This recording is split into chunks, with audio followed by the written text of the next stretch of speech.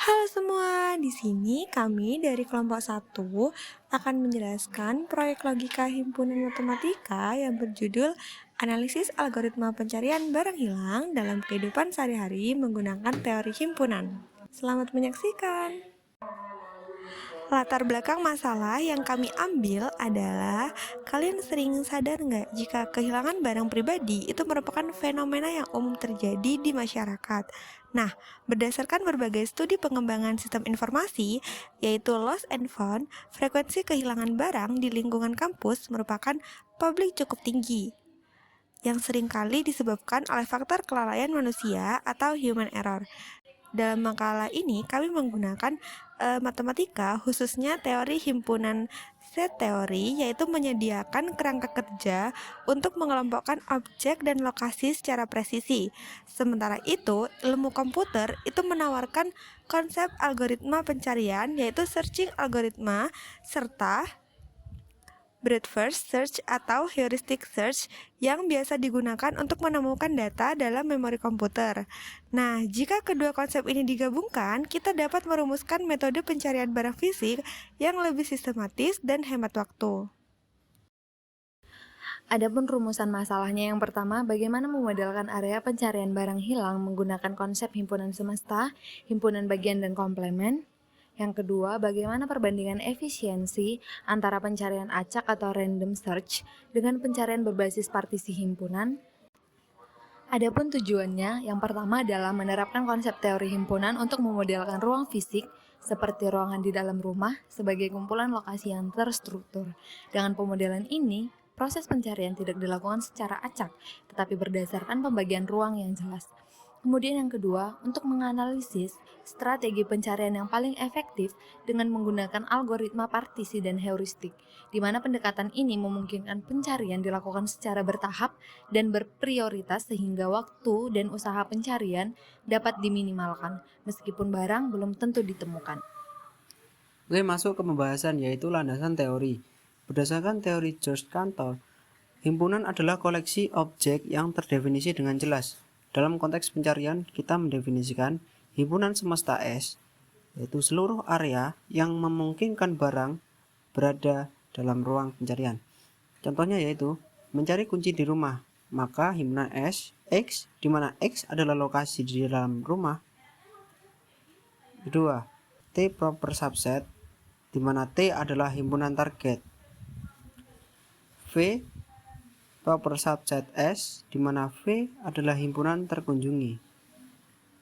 Target ditemukan, X elemen T.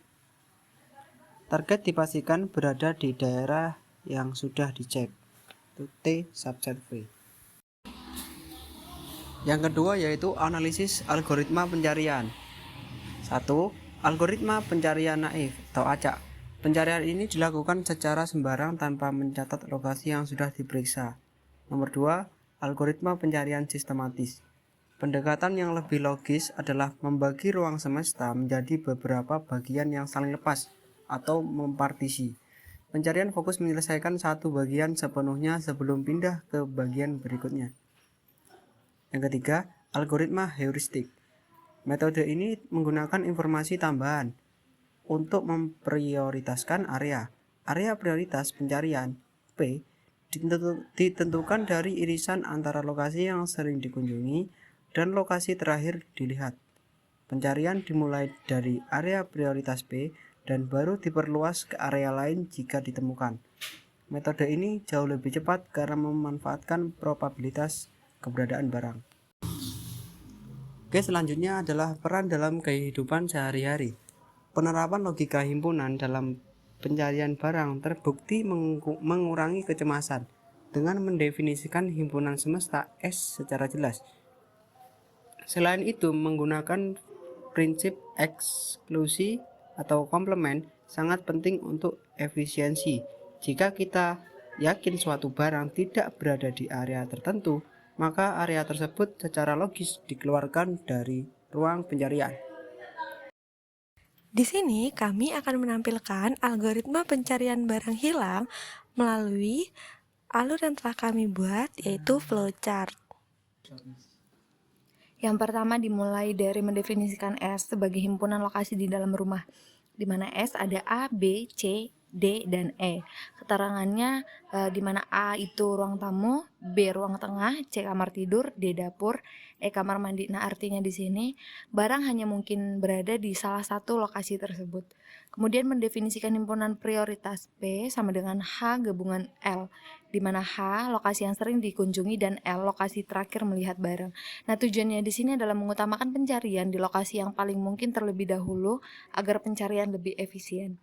Yang keempat itu kita akan melihat area dari prioritasnya jika ada, lanjut ke pencarian berdasarkan P jika tidak ada, lanjut ke pencarian menyeluruh di semua lokasi.